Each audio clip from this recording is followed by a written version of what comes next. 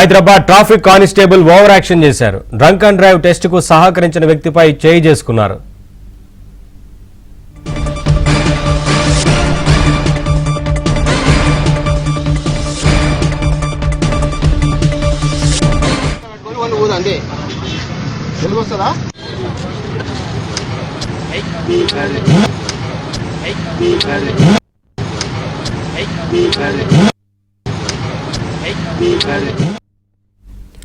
గచ్చిబౌలిలో drunk and drive తనిఖీలు చేస్తుండగా ఓ వ్యక్తిని ట్రాఫిక్ పోలీసులు పట్టుకున్నారు. అయితే అప్పటికే మద్యం మత్తులో ఉన్న సదరు వ్యక్తి టెస్ట్ కు సహకరించకపోవడంతో అతని చెంపపై కానిస్టేబుల్ కొట్టడం విమర్శలకు దారితీసింది.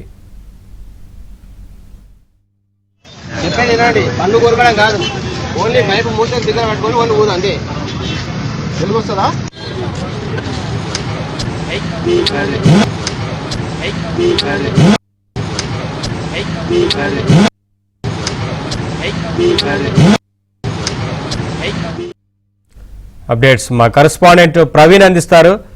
ప్రవీణ్,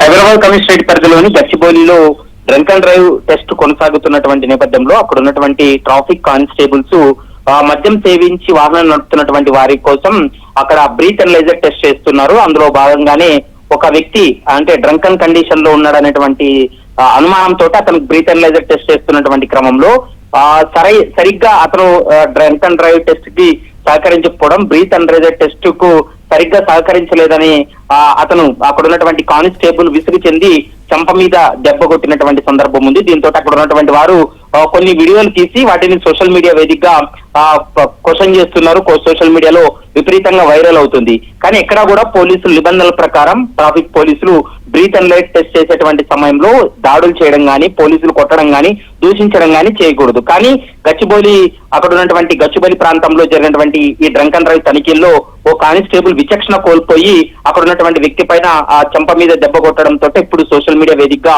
వైరల్ గా మారిందని చెప్పుకోవాలి. చాలా మంది పోలీసులను ప్రశ్నిస్తున్నటువంటి పరిస్థితి కనపడుతుంది. ముఖ్యంగా సైబరాబాద్ కమిషనర్ ను ట్యాగ్ చేస్తూ చాలా మంది ప్రశ్నిస్తున్నారు. అయితే ఈ వీడియోలు సోషల్ మీడియాలో అప్లోడ్ చేయడంతో కొంతమందికి పోలీసులు నోటీసులు ఇచ్చారనేటువంటి సమాచారం అందుతుంది. ఇట్లాంటి కంటెంట్ ను సోషల్ మీడియాలో పెట్టవద్దంటూ కూడా ఒకవైపు పోలీసుల నుండి మాకు బెదిరింపులు వస్తున్నాయనేటువంటి ఆరోపణలు కూడా సోషల్ మీడియా వేదికగా పెడుతున్నటువంటి మాట.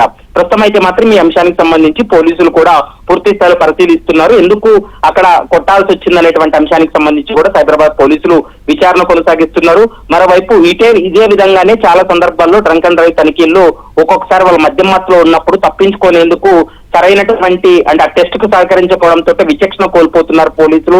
ఆ సందర్భంలోనే దాడులకు దిగుతున్నారు అనేటువంటి ఆరోపణలు కూడా వినపడుతున్నాయి. మరి దీనిపైన పోలీసుల యాక్షన్ ఎలా ఉండబోతుందనేది మాత్రం చూడాల్సినటువంటి అవసరం ఉంటుంది. Naveen, thank you Praveen, thanks for the updates.